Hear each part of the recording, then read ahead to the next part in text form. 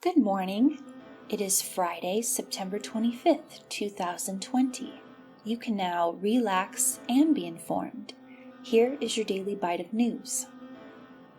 Prime Minister Benjamin Netanyahu imposed an even tighter lockdown than the one he announced last week to limit the spread of the coronavirus in Israel, which now has the highest rate of new cases per capita in the world.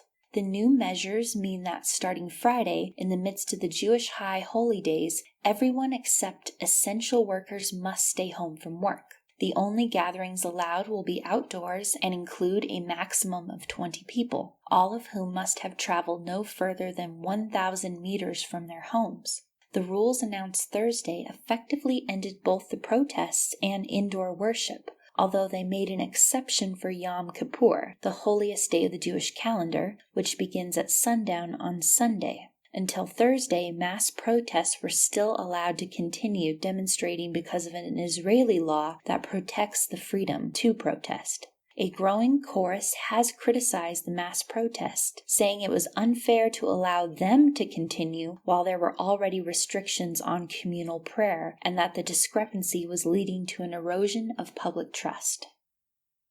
Alexei Navalny, the Russian opposition leader poisoned last month, was still in a medically induced coma in a hospital in Berlin when Russian authorities froze his assets. A court barred Mr. Navalny from selling or mortgaging his apartment in southeastern Moscow. The Russian authorities have frozen his assets before, and that of his team, moves that complicated his anti-Putin activism but never silenced it. The latest freeze signals that the Kremlin has no plans to let up on its pressure against the opposition leader, even as he attempts to recover his health. Cardinal Angelo Becciu, head of the Vatican saint-making office, announced his resignation on Thursday amid a burgeoning financial scandal that has roiled the Vatican for over a year. Becciu has repeatedly denied involvement in the financial dealings under investigation. However, the Holy See said that Pope Francis had accepted Becciu's resignation from his post and ended his rights to participate in deliberations to replace Pope Francis. Under investigation is a $200 million real estate investment made by the Vatican in 2014. Funds for the initial investment were drawn from the Peter's Pence donations, which Catholics around the world make directly to the Holy See. Much of the funding was transferred through a Swiss bank with a history of breaking fraud and money laundering rules.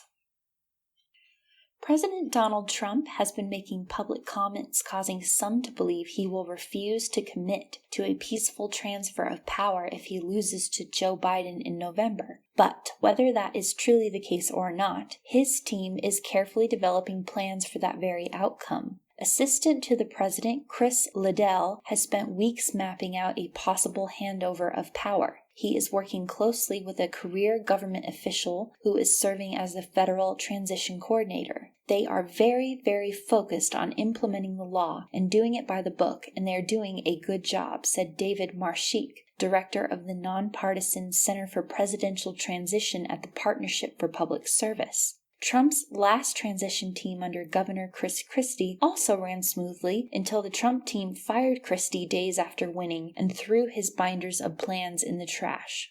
Democrats feared Trump could sabotage the new transition by denying Biden aides access to federal agencies, slow-walking security clearances, or, more broadly, questioning and undermining the results of the election for several weeks into November and December. A White House official said the president is aware of the transition work of Little, who has been at it for months. The Trump administration has met and will continue to meet all requirements under the law as it relates to any needed transition between administrations, said the White House Deputy Press Secretary Judd Deere. President Donald Trump announced Wednesday he will sign a Born Alive executive order, which will require doctors to provide care to all babies born alive in an appeal to anti-abortion voters. It will apply to cases in which babies will die after birth due to severe abnormalities, and families can choose palliative care, which would allow the infant to die without intervention. Those cases that result in abortion later in pregnancy are rare. There were 143 infant deaths related to being born alive after abortions between 2003 and 2014, according to the Centers for Disease Control and Prevention. Some legal experts say the law isn't necessary as intentionally killing newborns is already illegal. The White House unveiled a new executive order on Thursday. The president vowed the new pledge affirms that it is the official policy of the United States government to protect patients with pre-existing conditions. Trump failed to note those with pre-existing conditions are already covered by U.S. law, though. The executive order is largely a symbolic effort and ignores the GOP's ongoing efforts to repeal the Affordable Care Act. The White House asked the Supreme Court in June to overturn the full ACA, which would end coverage for nearly 23 million Americans. The Trump administration is also expected on Friday to finalize its plan to open about 9 million acres of the pristine woodlands of Alaska's Tongass National Forest to logging and road construction. They come after years of prodding by successive Alaska governors and congressional delegations, which have pushed the federal government to exempt the Tongass from a Clinton-era policy known as the Roadless Rule, which banned logging and road construction in much of the national forest system. Climate scientists point out that the Tongass, which is also one of the world's largest temperate rainforests, offers an important service to the billions of people across the planet who are unlikely to ever set foot there. It is one of the world's largest carbon sinks, absorbing about 8% of the planet-warming carbon dioxide pollution emitted by the United States. Senator Lisa Murkowski, Republican of Alaska, who has urged Mr. Trump to lift the rule, contends that removing the roadless protections would help Alaska's economy, but not necessarily lead to the loss of major swaths of the forest. Alaska Native tribes living in those areas have also opposed the new developments. Postmaster General Louis DeJoy told a judge the U.S. Postal Service can't reassemble the hundreds of high-speed mail sorting machines that were taken apart this year, a project that more than a dozen states allege was intended to undermine the upcoming election. The machines, dismantled under a DeJoy initiative, were stripped for parts to improve or repair other machines. In his September 17th ruling, Bastian blasted the USPS changes, saying it was easy to conclude that DeJoy's effort was intended to disrupt and challenge the legitimacy of the November 3rd election. The judge noted that 72% of the decommissioned high-speed mail sorting machines were located in counties where Hillary Clinton got the most votes in 2016. The USPS has said it's prepared for the election and repeatedly denied that the operational changes instituted in July were intended to help Trump. A second injunction was issued against the USPS this week in a suit brought by voters in federal court in Manhattan. Another group of states is seeking a third nationwide injunction on DeJoy's changes in federal court in Pennsylvania, where arguments took place on Thursday. A September 22nd press release from the U.S. Department of Justice designated 3 American cities as anarchist jurisdictions: Seattle, New York City, and Portland, Oregon. General Barr's Monday morning missive was the first step towards fulfilling a September 2nd memo signed by President Donald Trump that seeks to review federal funding for any state or local jurisdictions deemed to be permitting anarchist violence. The Trump administration's threats to defund Seattle, Portland, and New York are a gross misuse of federal power and blatantly unlawful, said Seattle Mayor Jenny Durkin in a statement.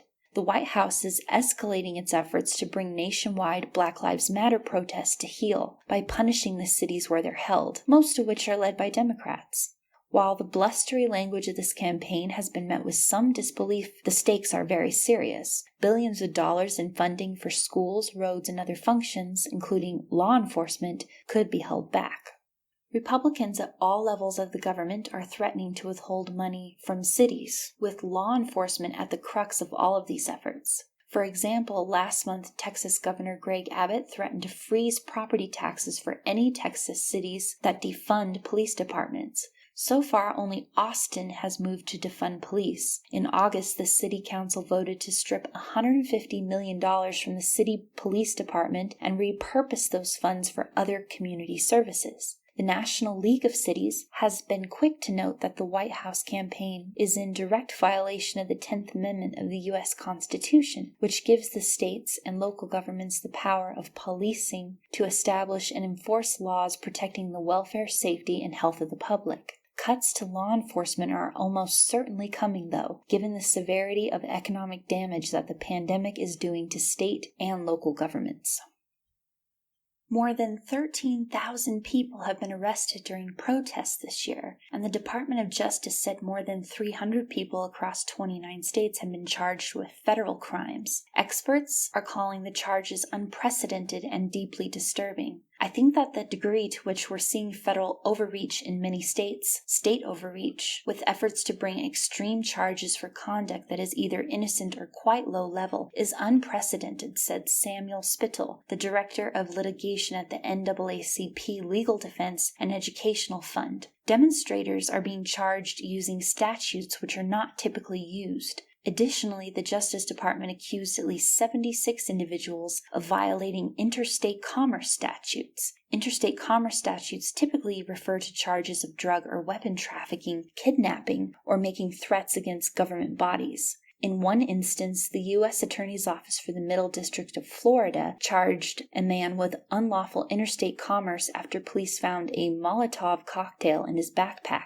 that had been made using a Patron tequila bottle. Prosecutors said that the charge was valid because the tequila bottle was manufactured in Mexico and then shipped to the United States. Dozens of lawyers have since criticized this charge as definitely overreaching. 7 protesters in Salt Lake City, Utah, were briefly facing life in prison after prosecutors said they covered the district attorney's office building with red spray paint. The charges have since been downgraded, though protesters still face 5 to 15 years behind bars for the alleged crime. Meanwhile, data compiled by the International Center for Not-for-Profit Law shows that 40 states have considered restricting the right to peaceful assembly in recent years. It's clearly intended to scare some people out of the streets, said Larry Hildes, a civil rights lawyer. It's designed really to drive people out in silence, so that terrifies me. Still, Samuel Spittle encouraged people to keep protesting because, he said, that's what leads to change. We're having a moment in this country where we're having a moment of reckoning. It has always been the result of grassroots organizing and grassroots protesting. It's a very important tool to awaken the nation's consciousness. In Louisville, Kentucky, the First Unitarian Church of Louisville had opened its doors and offered its property as a safe haven to protesters who would otherwise be arrested after a police curfew began at 9 p.m. Officers blocked the exits of the church and several people were detained, including State Representative Attica Scott, Democrat of Louisville. At least 50 protesters remained outside in the church courtyard, with about 20 more inside. Some of them taunted officers who stood outside in riot gear. A member of the First Unitarian Church on Thursday night said its purpose for offering sanctuary to protesters was to provide a safe space of love and compassion in the service of justice. Chinese authorities have in recent years closed and demolished many of the major shrines, mosques, and other holy sites across Xinjiang representing the beliefs of the region's Muslims. The effort to close off and erase these sites is part of China's broader campaign to turn the region's Uyghurs, Kazakhs, and members of other Central Asian ethnic groups into loyal followers of the Communist Party. A new report by the ASPI Institute shows the degree of destruction and alteration to religious sites in recent years, using satellite images of each site. It estimated that around 8,500 mosques around Xinjiang have been completely demolished since 2017. Many of the shrines and cemeteries that the authorities have recently closed had embodied the Uyghurs' diverse Islamic traditions. Pilgrims would visit the shrines, often grave sites of imams, merchants, and soldiers who spread Islam in the region over 1,000 years ago. At Ordam, a famed shrine in the desert of southern Xinjiang, pilgrims had been gathering for more than 400 years to celebrate the memory of a leader who brought Islam to the region and fought a rival Buddhist kingdom. The Chinese authorities banned festivals and pilgrimage at Ordam in 1997, so by early 2018, the Ordam shrine had been leveled. Satellite images from that time showed the shrine's mosque, prayer hall, and simple housing where its custodians once lived had been razed completely. In some instances, the government has demolished mosques in the name of development. Not every religious site has been razed. Some are now official tourist attractions and no longer serve as pilgrimage sites, like the famed Afak Koja Mausoleum in Kashgar. The Chinese government has dismissed reports of widespread demolition of religious sites as total nonsense and said that it values the protection and repair of mosques. Scores of women have been assaulted and abused and raped by both Cameroonian government forces and English-speaking separatists in the northwest and southwest Anglophone parts of Cameroon along the long Nigerian border since violence erupted in the two regions more than 3 years ago. The conflict that followed has crippled social amenities and left much of the Anglophone region in ruins. In an astonishing video widely shared on social media last month, 3 suspected separatist fighters in the southwestern town of Muyuka were seen beating and dragging a woman whom the government later identified as Comfort Tumasang, a 35-year-old mother of 4. Her hands were tied behind her back, and she was then beheaded and her body abandoned in the street. A study last year by the Rural Women's Center for Education and Development, a Cameroonian non-profit group, revealed that at least 300 school-age girls from the northwest region became pregnant after being raped by suspected separatist soldiers, and that many victims terminated their pregnancies with unsafe or crude abortions. Reports of sexual violence against women have grown in the region in recent months, mostly perpetrated by BIR soldiers, who've received lots of financial support from the United States in recent years. Since 2014, America has given more than $220 million to Cameroon in security assistance, including $700,000 spent so far this year on assisting the country's military and police. The elite army unit, which is better trained and equipped than the regular Cameroonian army, is overseen by retired Israeli officers who report directly to President Paul Biya. These officers were recently accused of living extravagantly. One of them was reported to have bought properties worth about $32 million in New York and Los Angeles, and spent his holidays in luxury resorts in the Bahamas, costing $20,000 per night. Well, that's enough news for today. To read more on any of these topics, please see our description for sources below. Subscribe if you'd like to receive a daily news update. Thank you for listening. Be relaxed, be informed, be connected.